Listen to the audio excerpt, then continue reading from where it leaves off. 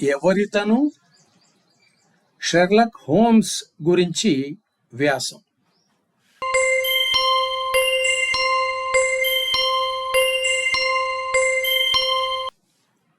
పుట్టనే లేదు, కాని చనిపోయాడు, మళ్ళీ బతికి వచ్చాడు అన్నది ఉపశీర్షిక.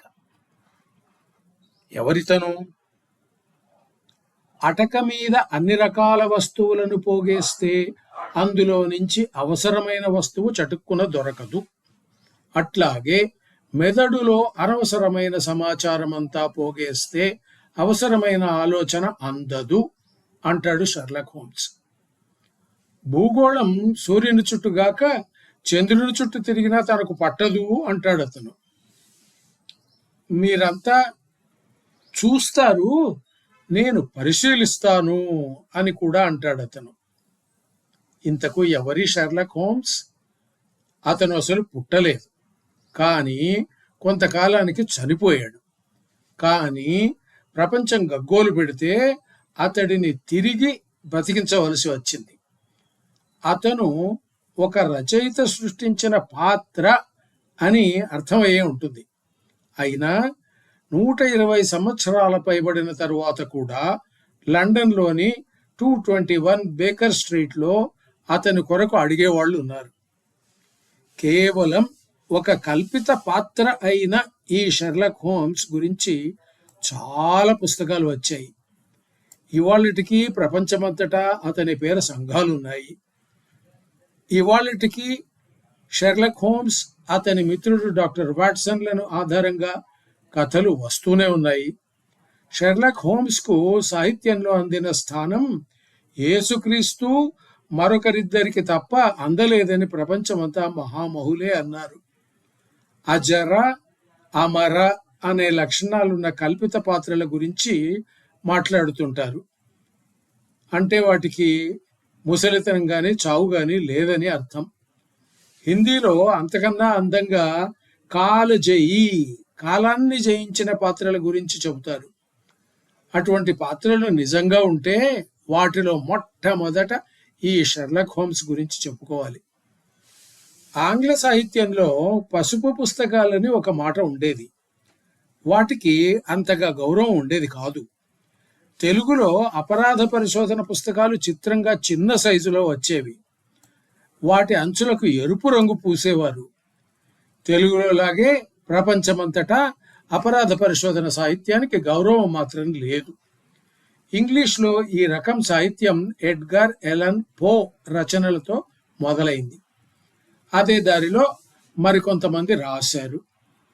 కొంతకాలానికి అపరాధ పరిశోధన రచనలను ప్రచురించే పత్రికలు కూడా వచ్చాయి. ఆ తరువాత 1887లో సర్ ఆర్థర్ కానన్ డాయిల్ రాసిన ఏ స్టడీ ఇన్ స్కార్లెట్ అనే నవల వచ్చింది. అందులో షెర్లక్ హోమ్స్, వాట్సన్లు పాఠకుల ముందుకు వచ్చారు.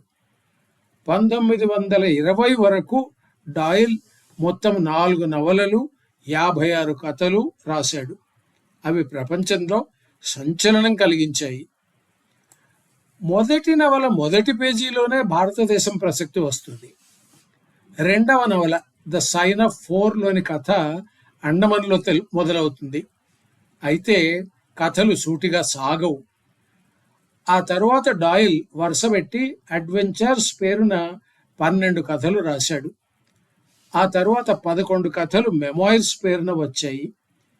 జరిగిన పరిశోధన వివరాలను డిటెక్టివ్కు సహాయకుడు, మిత్రుడు అయిన వాట్సన్ రాసినట్టు రచనలు సాగుతాయి. ఈ పద్ధతిని తరువాత అగథా క్రిస్టీ లాంటి మరికొందరు కూడా అనుసరించారు. ఇంతకు ఆర్థర్ కానన్ డాయిల్ ఇక చాలు అనుకున్నాడు. ఒక కథలో చివర్లో ప్రత్యర్థితో పెనుగులాడుతూ డిటెక్టివ్ హోమ్స్ నదిలో పడి చనిపోయినట్టు రాశాడు. ఫేస్బుక్, ట్విట్టర్ లాంటివి ఏవీ లేని ఆ కాలంలోనే రచయితను పాఠకులు ఉత్తరాలతో ముంచెత్తారు. షెర్లక్ హోమ్స్ను బతికించి మరో 2 నవలలు, కొన్ని కథలు రాయవలసి వచ్చింది. కనిపించకుండా పోయిన ఆ కాలంలో షెర్లాక్ హోమ్స్ భారతదేశం ప్రాంతాలలో కాలం గడిపినట్టు గత కొంతకాలంగా ఒక సిద్ధాంతం పుట్టించి కొందరు రచనలు కొనసాగిస్తున్నారు. ఒకప్పుడు దూరదర్శన్లో కరమ్చంద్ అని అపరాధ పరిశోధన సీరియల్ వచ్చింది. అందులో డిటెక్టివ్ తిక్కగా ఉంటాడు. ఆ పద్ధతి షెర్లాక్ హోమ్స్తో మొదలై ఇప్పటిదాకా సాగుతున్నదంటే హోమ్స్ ప్రభావాన్ని అంచనా వేయవచ్చు.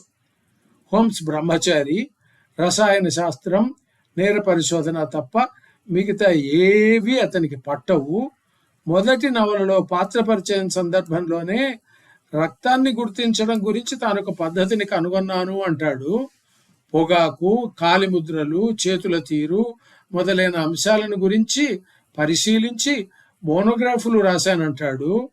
ఒక టోపీ, ఒక గడియారం లాంటి మామూలు వస్తువులను పరిశీలించి స్వంతదారులను గురించి ఎన్నో సంగతులు చెప్పేస్తాడు.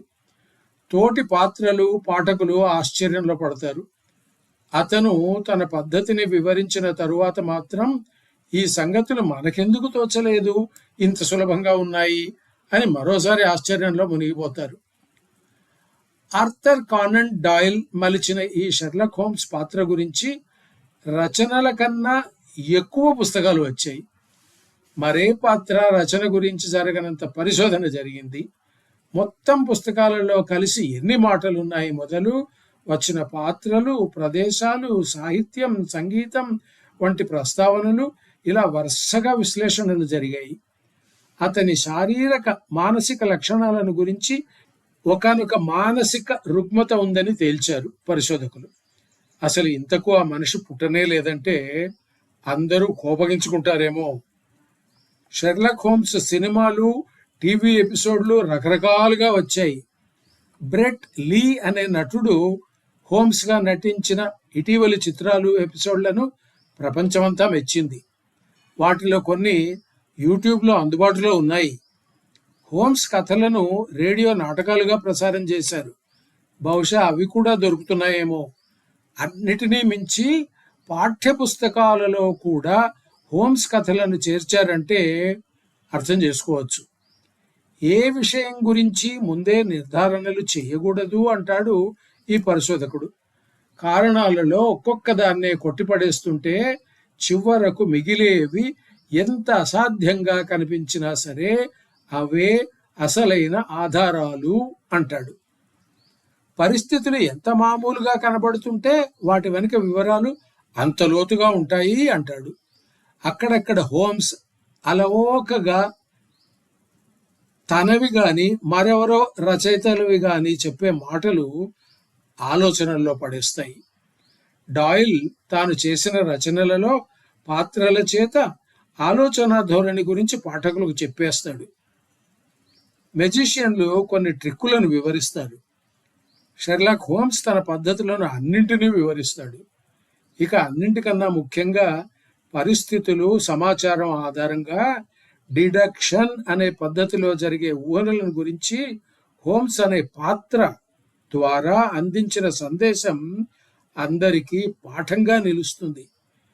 ఈ షెర్లాక్ హోమ్స్ను గురించి చాలా తెలుసుకోవాలి, ఇంకా చాలా చర్చించాలి.